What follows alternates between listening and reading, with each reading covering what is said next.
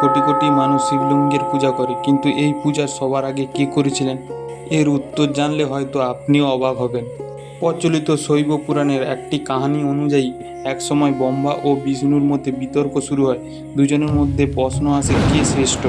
ঠিক সেই মুহূর্তে তাদের সামনে আবির্ভূত হয় এক অসীম জ্যোতির্স্তম্ভ। অসীম জ্যোতিস্তম্ভে তার শুরু কোথায় আর শেষ কোথায় কেউ বুঝতে পারছিল না। তখন ব্রহ্মা উপরের দিকে শেষ খুঁজতে বেরিয়ে গেলেন আর বিষ্ণু গেলেন নিচের দিকে শেষ খুঁজতে। অনেক খোঁজার পরেও সেই জ্যোতির শেষ খুঁজে পেল না। সেই অসীম জ্যোতি স্তম্ভে পরে শিবলিঙ্গ রূপে প্রকাশিত হন বলে প্রচলিত কাহিনীতে বর্ণিত আছে। আর তখনই বিষ্ণু মহাদেবের অসীম শক্তিকে স্বীকার করে তাকে প্রণাম করেন।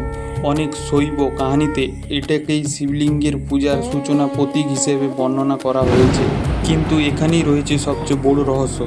শিবলিঙ্গকে শুধু একটি পাথরের মূর্তি হিসেবে দেখানো হয় না। অনেকের মতে এটি সৃষ্টি, অনন্ত শক্তি এবং নিরাকার শিবের প্রতীক।